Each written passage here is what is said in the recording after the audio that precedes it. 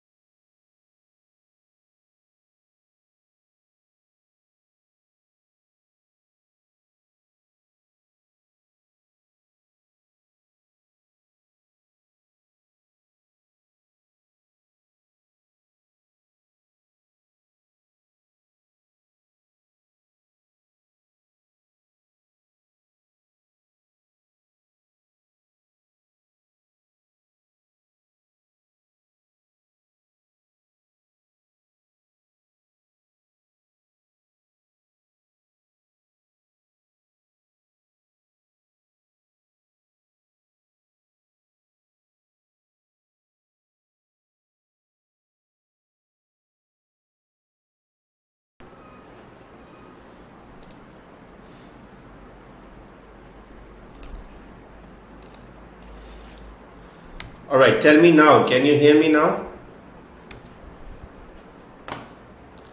Please let me know if I'm audible enough to you all right now. Okay. You can hear? Very good, very good. Chalo. Alright guys, great you can hear me again. Let me tell you what I actually explained earlier. Welcome to Gradeup again, first of all, everyone. My name is Navin Iyer. I will be taking care of the English part for you, okay?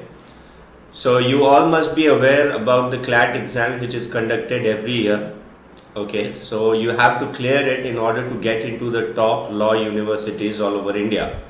So you must be aware of the subjects that actually come in the exams. One is English, the part of which I will be taking care of. Then you have quantitative ability, which is maths. Then you have verbal reasoning. Then you have general awareness, and you also have legal aptitude also. So the total number of marks would be 150 marks. Okay. So English almost comprises 30% of the questions are from English section. So sorry, 20%, not 30%, but 20%. So you can consider around 30 questions you might get from the English section. Now basically in English you would not have most of grammar or vocab would be there, but only a bit of vocab which would be asked from the reading comprehension part. So you basically have questions based on reading comprehension, wherein you have to read the passages and then answer questions based on that particular passage. So for this I will be giving you tricks and concepts on how to solve reading comprehension passages, but at the same time do remember that you should have the regular habit of reading as well. I'm not sure how many people have the habit of reading. Even if you read newspapers regularly, even if you read magazines, if not novels, many people do have the habit of reading novels as well.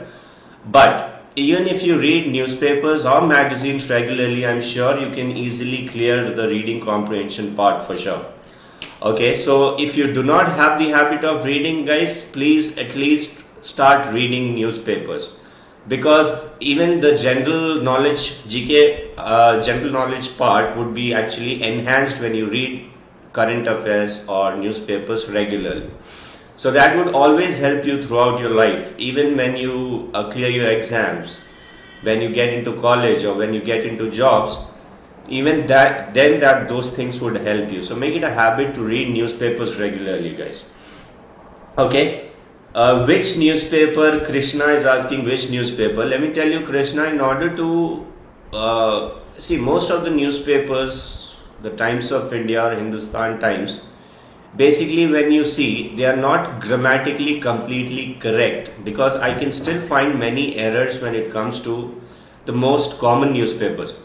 Now the best would be that you go and read the Hindu. The Hindu is one newspaper which is very good in terms of grammar, formal language. Even reading comprehension can be enhanced when you actually read the Hindu, because there are many articles that are asked from the Hindu. There are many exams in which you will have passages from the Hindu, directly from the Hindu itself. So it's better to read the Hindu. Yes, Deccan Herald is also a very good newspaper when it comes to content and stuff. You would actually have real content that would actually enhance your knowledge also. Nowadays newspapers are not available, Harsh. Let me tell you something, that each and every newspaper that you can think of is available online in PDF format. All you need to do is search. If you search that newspaper online in PDF format, you will get it. Also, you have applications from Google Play Store. You can download any of the newspapers, whichever I suggested, and you can do it online as well. You can read the newspaper online.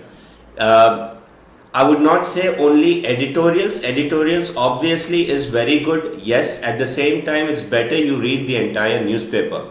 Okay, whichever part interests you. Ultimately what matters is reading, and that reading should be in English. Okay, so if you have regular reading habits, it actually enhances your knowledge as well. Right guys, so let's move on to today's section. Today we will be taking up a couple of comprehension passages and see how well you understand those passages, and then we'll start answering questions, because all the questions in CLAT are based on reading comprehension passages only.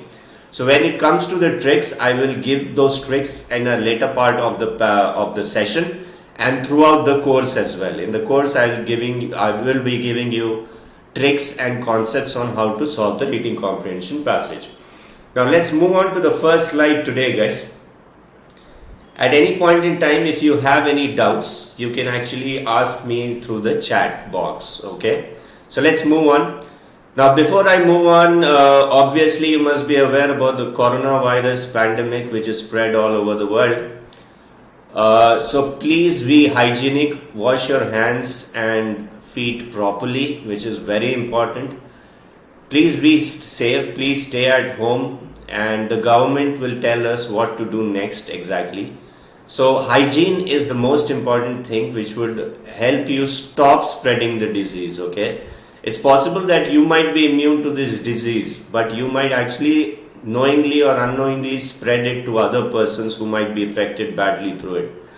So it's always better to be safe and hygienic guys. Okay, right, and this is the emergency number. I'm sure you must be all aware. God forbid you don't need it, but in case you do, you can contact this number. Right, let's move on. This is the passage for today. You start from the passage. Again, direction, you get the direction something like this. Read the following passage carefully and understand the questions that follow. Certain words are printed in bold to help you locate them while answering some of these. Okay, you read the passage carefully, and a few words are actually in bold.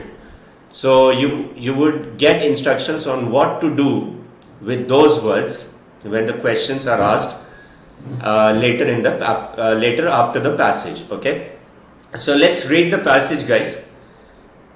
Passage says, we are in the middle of a technological revolution. Artificial intelligence has the potential to fundamentally transform the world around us, the way we communicate, work and conduct our daily lives. So basically when you start reading the passage, you get an idea as to this passage is about artificial intelligence and how it actually affects our world right now. So it says, has the potential to fundamentally transform the world around us, the way we communicate, work and conduct our daily lives. Further it says, while artificial intelligence has made significant advances in recent years, its inception goes back more than 6 decades. Okay, it says artificial intelligence has actually affected our lives in many ways in recent years. But actually, when was it first devised or formed? It was almost 6 decades back. 6 decades, you know, one decade is 10 years. Just We call it Dashak in Hindi. So 6 decades actually means 60 years back it was actually formed. Put simply, artificial intelligence is the activity devoted to making machines intelligent, and intelligence is that quality which enables an entity to function appropriately with foresight in its environment. So basically it says artificial intelligence is actually used to make machines more intelligent so that they can foresee what exactly is needed in a particular job, in a particular manufacturing unit or any kind of IT sector, what exactly would be needed in the future. So it actually gives you a foresight. Artificial intelligence actually helps you to foresee things, okay, in its particular environment. That's what it says. Now further in the passage it says, artificial intelligence encompasses actually means covers. What does it cover?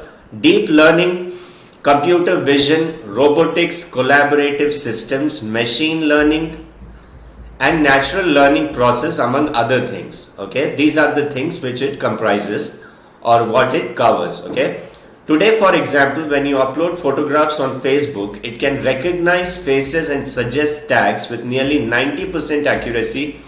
Or take Spotify, which offers you personalized playlist curated on your music preference.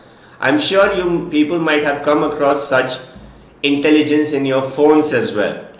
Like generally the type of songs you listen to or the type of music you listen to, the phone automatically chooses the playlist for you so that it already knows which kind of music you like.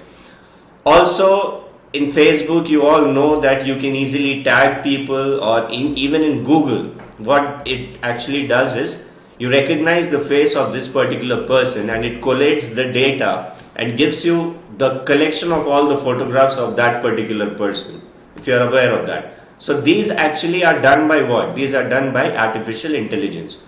Now further it says the interaction between machines and people will become more fluid and personalized as artificial intelligence becomes more advanced and adapts to individual needs. Okay, so the main interaction, it becomes more user friendly for people. In other words, the interaction between machines and people will become more fluid. It will become more fluid means it becomes more easy. Like as a fluid flows easily, it becomes so easy. That's what they are trying to say. The author is trying to say. And personalized as artificial intelligence becomes more advanced and adapts to individual needs. Okay, it is customized according to individual needs. That's what it means. Now, while the applications based on AI are already visible in healthcare diagnostics, targeted treatment, transportation, public safety, service robots, education and entertainment, these are the fields wherein the artificial intelligence is already prevalent. It will inevitably gain prominence in other fields in the years ahead. It says in other areas, in other fields also, artificial intelligence is gradually taking over. Now, it gives you an example of Google. Okay, guys, you can see that inevitably is written in, is highlighted. So you will be asked what to do when the questions are asked. Okay, it might ask you the synonym of inevitably or antonym. Accordingly, you would have to choose. Okay, so Google, it talks about Google. It says Google, a pioneer in AI, is actively focusing on machine learning algorithms and artificial intelligence for many of its projects, starting with self-driving cars. You must all be aware about self-driving cars. So self-driving cars actually use artificial intelligence in order to maneuver to different places. Search engine, e-commerce, games. I hope you know what e-commerce is, like Flipkart, Amazon. These are e-commerce websites wherein business is done through websites. Games, spam, mail, blocking by Gmail and its app. Okay, so these are the things that Google does. Someone asked, fluid means, sir, fluid I already explained. Fluid actually means something which is very easy. Fluid actually means something which is very easy. Just say, you can see it is written over here, becomes more fluid and personalized. So more fluid, more easy. That's what it means. Okay. Alright, let's move on. It's app assistant. Okay, further it says Google DeepMind, which developed AlphaGo, are now working on health related project, as applications based on artificial intelligence are becoming more popular in hospitals, homes, certain industries and schools. Its adoption raises some social concerns such as unemployment and privacy issues. Okay, unemployment and privacy issues are being taken care of through artificial intelligence. Again, these are the fields wherein you can see artificial intelligence, the control of artificial intelligence. While AI technologies and robots will potentially enhance the quality of human life and open new horizons, okay, it also has the potential to shrink the jobs market by over 5 million by 2020. It actually says that artificial intelligence makes jobs easier for you. It becomes more user friendly for the people, but at the same time there is a negative aspect for the people working in this sector. It also has the potential to shrink the jobs. So when artificial intelligence takes over, it would actually make people lose jobs as well in many sectors. So that's why it says it has the potential to shrink the jobs market by over 5 million by 2020. By 2020, 5 million jobs may be lost. That's what it says. It further suggests that these disruptive technologies will yield $14 to $33 trillion in the annual economic impact by the year 2025 through cost reductions and efficiency gains. So at the same time where people would lose jobs, at the same time you can see that businesses which actually take over artificial intelligence, or which actually introduce artificial intelligence, they would actually gain 14 to 33 trillion dollars by the year 2025. How? By cost reductions. How would cost reduce? When people do not work, when salaries are not going to be paid, so obviously cost will reduce. At the same time, efficiency would also increase, because artificial intelligence actually is better than working people, than manual labor. Okay, adoption of these technologies has the potential to boost productivity by 30% across many industries. Okay, it can actually boost the productivity by 30% in many industries as well, while trimming manufacturing labor costs by 18 to 33%. Again, labor costs could be reduced to 18 to 33%. That's what it says. Overall, although the future of AI-based technologies will be determined by weighing its benefits against risks and costs. Okay, now let's take up question. Okay, give meaning of disruptive, sir. Okay, disruptive is something which would actually break the chain. Something is going smoothly and there is a hindrance or obstruction. It is being disruptive. That's what it means. Okay, someone asked the meaning of disruptive. So that's what I explained. Okay, so against risks and costs which these AI based technologies present, technology giants are already positioned to bring and be a part of these transformational changes. Machines enable humans to focus on the parts of their job that add the most value. Okay, machines, what do machines do? Machines enable humans to focus on their parts of job that add the most value. So humans are basically taking care, are into administration jobs, and they actually overlook whatever is being done by machines. For example, a company that provides risk modeling services to insurers is using AI powered software to improve its underwriters' risk pricing abilities. You know who underwriters are? Underwriters are who actually do some research online and then they identify whether a person is capable for a mortgage or a loan. He called an underwriter. Okay, so underwriting jobs can be done through artificial intelligence. That's what it says. This company's AI can read 22 plus million research papers in minutes. Okay, underwriters actually do research online and then they come to a decision.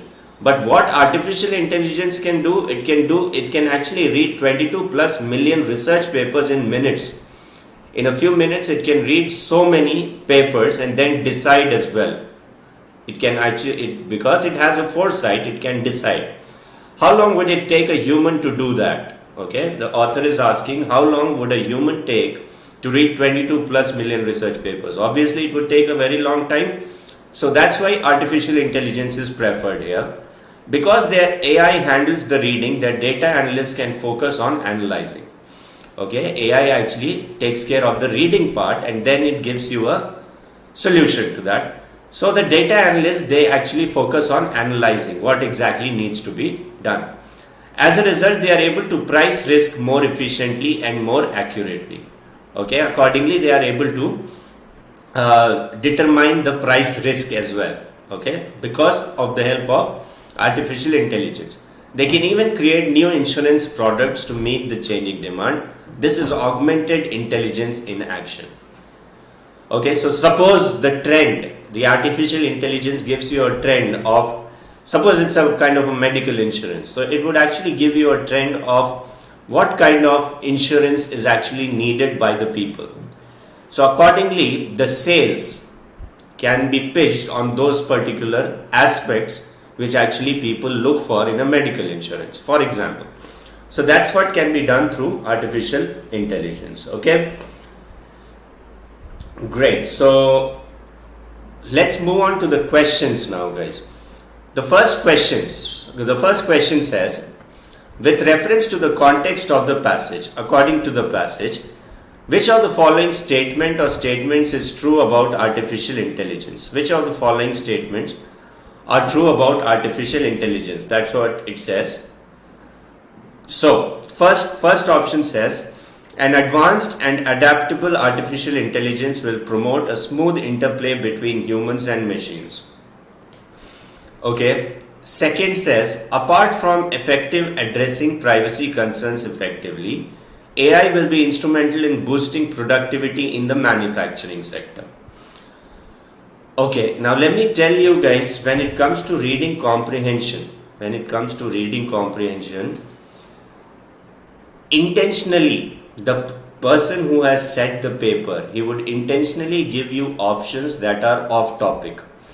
Like there are a few things that you need to take care of. Let me tell you what.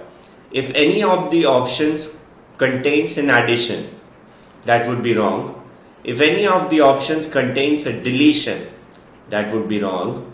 If any of the options contains a distraction, even that would be wrong. So these are the few things that you need to take care of. Okay, and any of the options contains irrelevance. Irrelevance can be easily identified, even that would be wrong.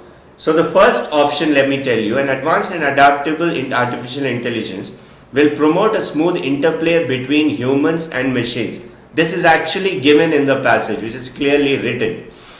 Now look at the second option. It says, apart from effectively addressing privacy concerns effectively, AI will be instrumental in boosting productivity in the manufacturing sector. So this is something which is actually an addition. Obviously, artificial intelligence will help in many organizations, companies, but it was not mentioned anywhere in the passage that it would boost productivity in the manufacturing sector. Was it mentioned? What do you think? Okay, yes, it was mentioned, I guess, because there is something wherein it says, adoption of these technologies has potential to boost productivity by 30% across many industries while trimming manufacturing labor costs by 18 to 33%. You're absolutely correct. Yes, second is also given in the passage. Second is also given. Third says, though AI has become a prominent entity in the age of technological revolution, the scope of its application is limited. No, it is not. This is something which is irrelevant, or it is actually distracting you. Okay, so the correct answer should be C. Both 1 and 2 should be correct for this one. Okay? For both 1 and 2 should be correct. So many people said C, and C is absolutely correct. I'll let you know, Harsh, in the forthcoming classes how you identify distraction, how you identify irrelevance, etc. This is just the first class, so I'm just giving you a fair idea about how to go about passages, solving passages. Okay, now let's come to the second question. It says, which of the following can be logically concluded from the passage? Which of the following can be concluded from the passage? It says artificial intelligence will take a long time to be implemented in technologies as its implementation in various sectors is often impeded by ethical challenges. B says with machines uprooting humans from the jobs market, the day is not far when machines will leave all the manual laborers jobless.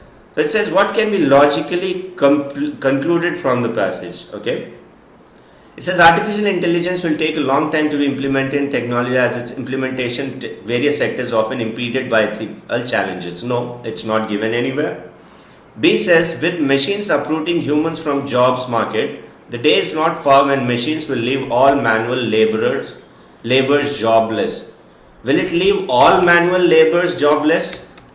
Will it leave all manual laborers jobless? Obviously not all, but many would be jobless. Because of this, someone asked me what is distraction. Let me tell you, this is the distraction in this point.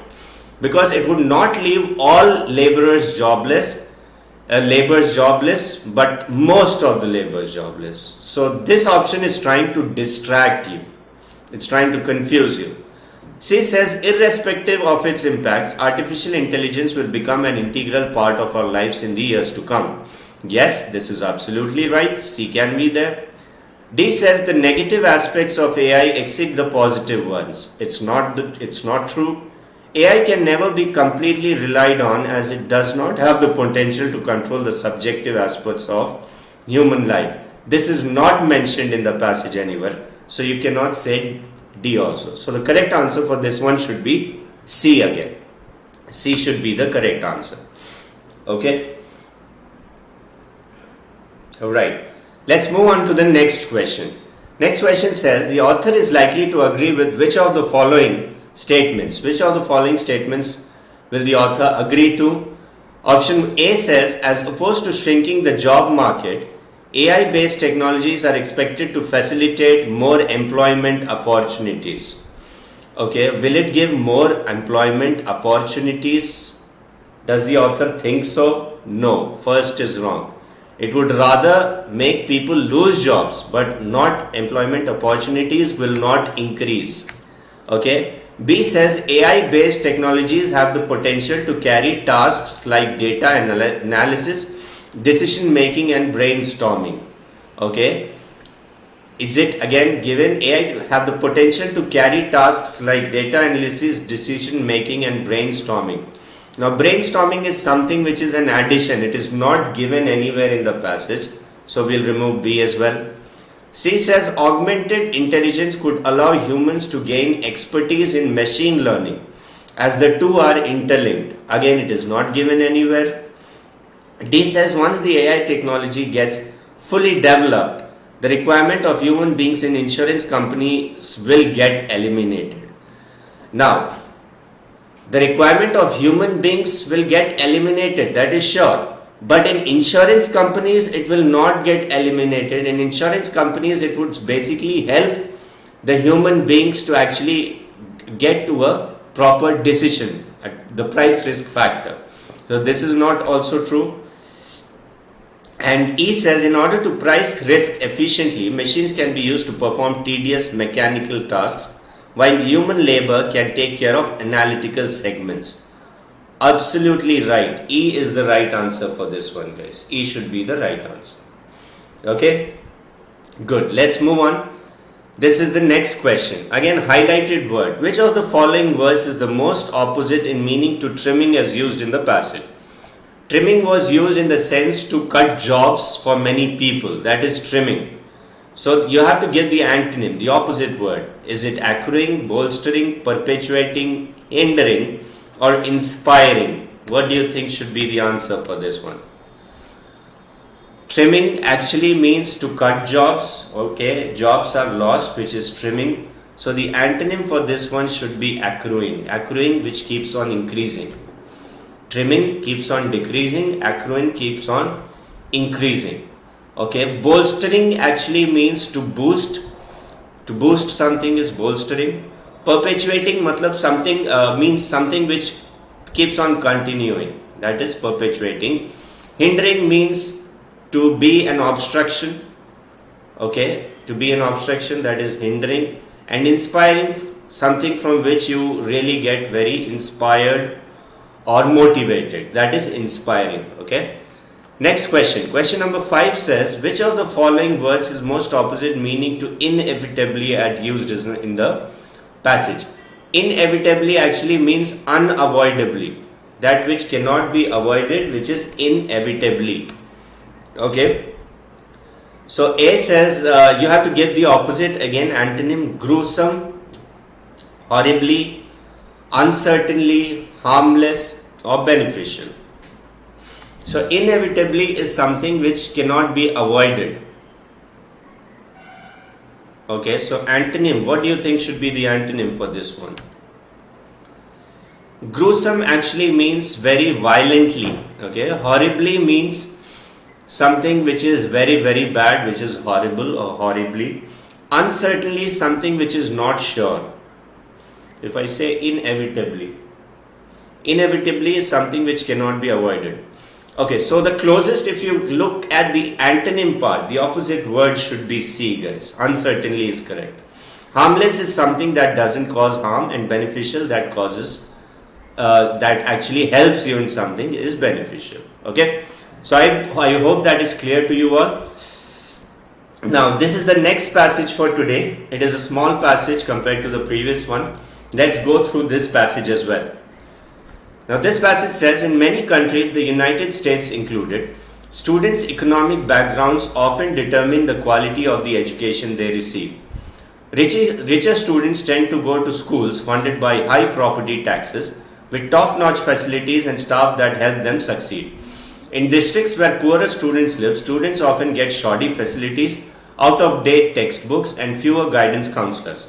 So basically, this passage is about the education system in most countries. It says in many countries, the rich students actually get better facilities and go to better schools. However, the poor students do not get better facilities. They get out-of-date textbooks, and they do not get proper facilities and do not get proper teachers as well to teach them. Okay, that's what it says. This happens in many of the countries, including the United States. Okay. Now, further it says, not in Japan. Now, this thing happens in many countries, but not in Japan. According to the Organization for Economic Cooperation and Development, a group of 35 wealthy countries, Japan ranks highly among its peers in providing its rich and poor students with equal educational opportunities. Now, when it comes to the rich students, when it comes to the rich countries, it says that most of the countries in which Japan gains the topmost position, it says Japan actually does not have a bias among rich and the poor. They actually try to give equal educational opportunities to both rich and poor students. Okay. The OECD is again Organization for Economic Cooperation and Development, which was explained earlier.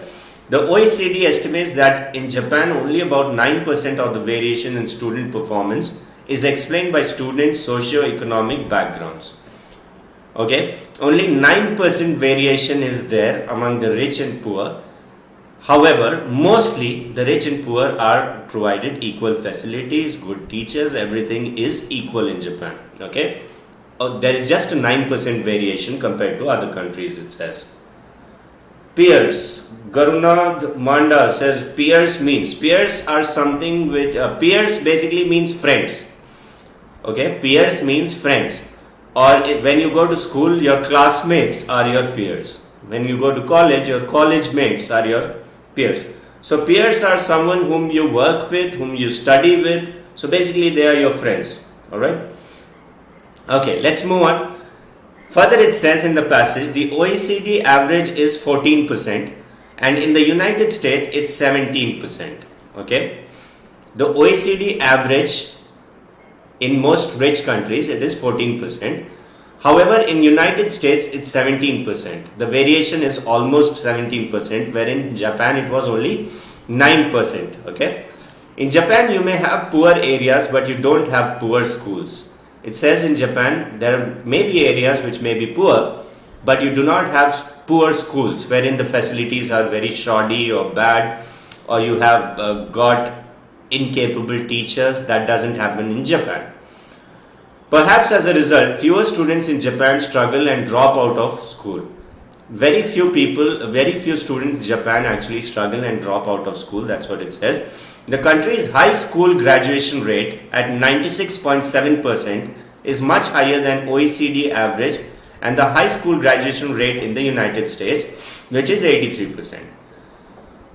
So the probability of students getting a graduation degree in Japan is higher, because it says in Japan there is 96.7% of the students who actually have high school graduation degree.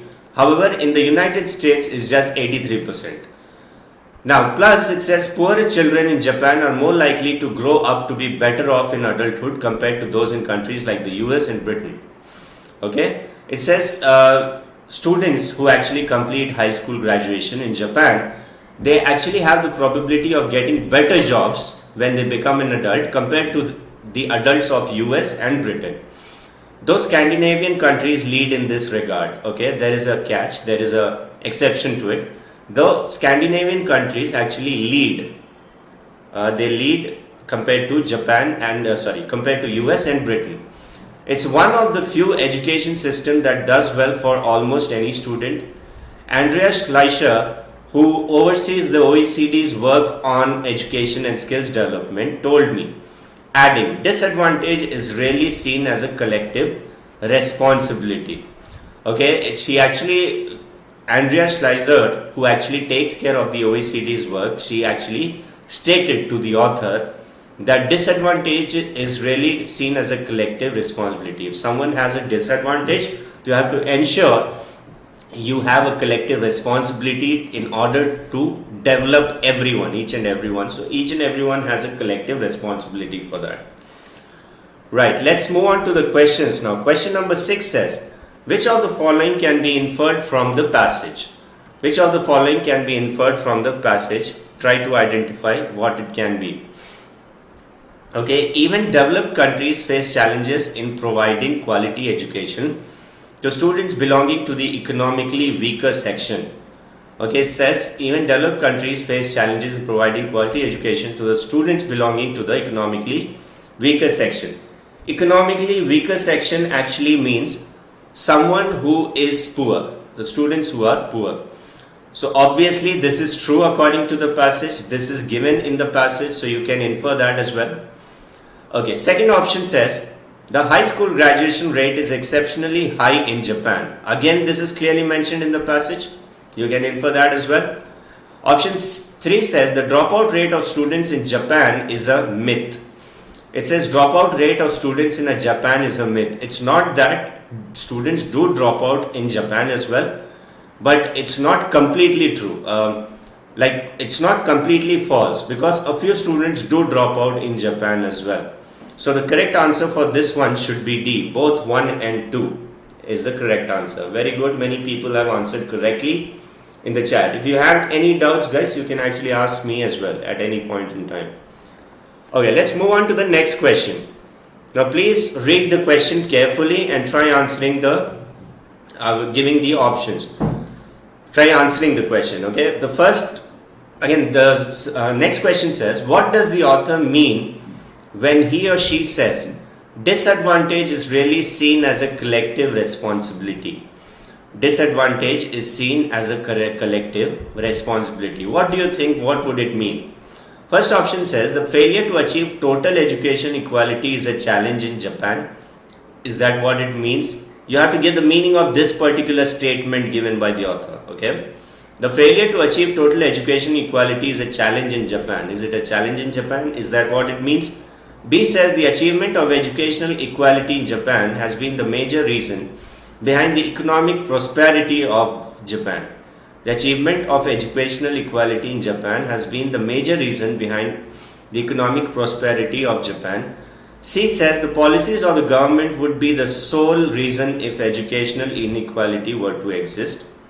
It actually means the policies of the government, which means the government is very responsible if there is educational inequality. Is that what it means? D says the failure to promote equality in education cannot be attributed to single entity. Okay, so D should be the correct answer, guys, for this one. Let me tell you what does it mean. Disadvantage is really seen as a collective responsibility.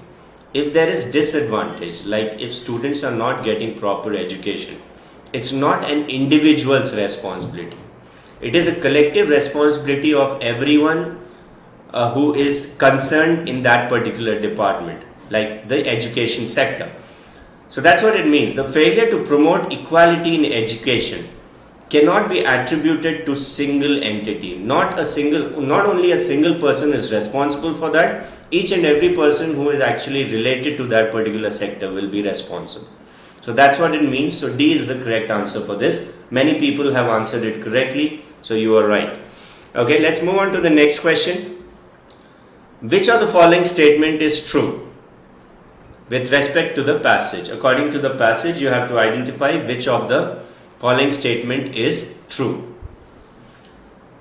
Ajay Bisyan asks attributes meaning. Attributes are something which actually means a characteristic of something. Okay, what are the attributes of a particular thing? What are the attributes of the winter? What are the attributes of winter? Means what are the characteristics of the winter climate? That's what it means. So attributes is something which is characteristics. Entity could be anything, Ayush. Entity could be a person, thing, animal, whatever. Anything could be entity. Okay, entity is something which could be a person, place, animal or thing. That is an entity. Okay, so which of the following statement is true with respect to the passage? It says, in developed countries, financially affluent students are more likely to get good quality education. It says developed countries, if a student is affluent actually means very rich, is likely to get quality education. B says Japan has significantly succeeded in offering students across various socio-economic backgrounds to avail equal educational opportunities. C says Japan is not devoid of impoverished regions. Okay, yes, there are poor areas in Japan as well. D says the education system in Japan allows poor students to get better future.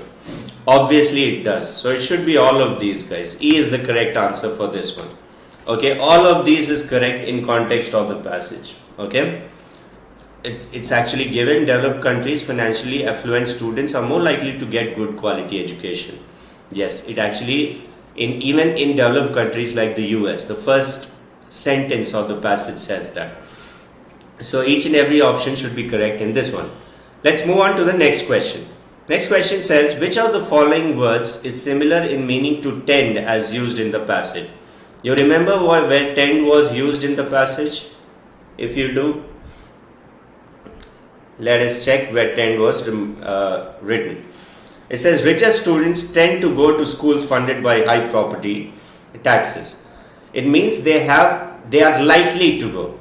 Okay, so you have to give the word which is similar, synonym. Prefer, expect, turn out, reciprocate or procured. What do you think should be the answer? So they actually means they have a tendency to go. So they prefer to go. So A should be the right answer for this one, guys. A. E is incorrect. Some people have said E. E actually means procured, actually means when you achieve something, that is procuring. Okay, you could procure something by buying it, by purchasing it, you could procure. D. Reciprocate means to reply or respond to something or someone, that is reciprocate. Expect, you should all know. And turn out means, turn out like we could use in sentences like many people turned out at the stadium. So many people came at the stadium. That's what it means, turn out. Okay. Now let's move on to the next question, which is the last one. Which of the following words is similar in meaning to overseas as used in the passage? Again, what you need to do is look at the sentence which says overseas. If you do not remember, you can see this. Andreas Schleicher, who oversees the OECD's work on education and skills development. So who takes care of that particular work, that's what it means. So oversees, what does it mean? Downgrades, supervises, overlooks, creates or discharges. So it should be B, which is supervises, which should be the right answer. Supervises is someone who actually takes care of that particular work. Overlooks is just to look after something. Sorry, overlook actually means to miss something. I was going through the paper but I overlooked the answer. In Hindi it is called nazarandaz karna, that is overlook. Okay, nazarandaz is overlook.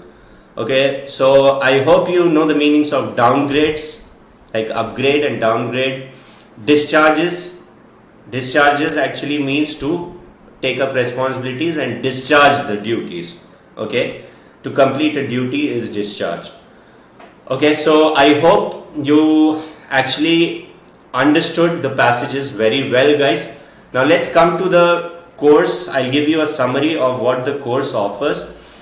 The name is Target Law 2020. Okay, it would actually help you score much better in the CLAT exams.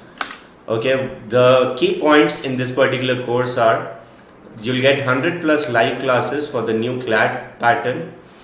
Guys, actually I've seen that many centers and many coaching institutes which actually impart CLAT education or preparation for CLAT exams, let me tell you, they are very outdated. The questions are very outdated. So you will get everything which is updated according to the new CLAT pattern with interactive quizzes, 3,000 plus practice questions you will get apart from these as well. So you will get sufficient practice in order to crack the paper easily. Okay, it will become a cakewalk for you, let me tell you. Next is you get 12 plus mocks for IELTS, SLAT and MAH, CET, BA, LLB. So 5 years. You will get 12 plus mock, which is mock tests for these. You get topic wise quizzes and PDFs for revision. So you have sufficient material for revision as well. Full coverage of current affairs and legal knowledge. Okay, so you have these things which are included in the course. Now let's move on. This is the YouTube schedule like the one you actually attended today. You'll have the YouTube schedule just like this. On Monday, I'll be taking up Monday, Wednesday and Friday. Okay, I'll be taking up English at 12 p.m. Monday, Wednesday and Friday, I'll be taking up English at 12 p.m. And on Tuesday, Thursday, Saturday, you'll be getting Quant and DI sessions. Okay, at 12 p.m. At 2 p.m. on Monday, Wednesday and Friday, you'll have law or legal reasoning. Law or legal reasoning, you get it on Monday, Thursday and Friday at 2 p.m. Okay. And Tuesday also, it's almost every day you get law and legal reasoning at 2 p.m. Okay. At 6 p.m. you get general awareness every day. At 8 p.m. you get critical reasoning on Mondays, Fridays, Saturday and Sunday. So please take care of this schedule, guys. Take care of this schedule and you will you can actually go through the online sessions on YouTube. You get to learn a lot. Okay, so great guys, I hope you enjoyed the session today. I hope you understood the passage well. If you have any kind of doubts, you can actually ask me as well. You'll get it in the link, the duration of the course and everything. You can actually call the support number as well, Tanishq. And if you have any questions regarding the course, you can contact the number or go to the link there. Okay. So I hope you enjoyed the session. You subscribe to our channel on Gradeup as well for the CLAT section. Okay, you'll get updates on the session which are going to be taken care of in the forthcoming classes, and you get practice wise quizzes as well, and keep attending live classes, guys. So I hope you enjoyed the session. Thank you for choosing Gradeup and thank you for watching my session. I'll see you in the next session. Until then, goodbye. Take care.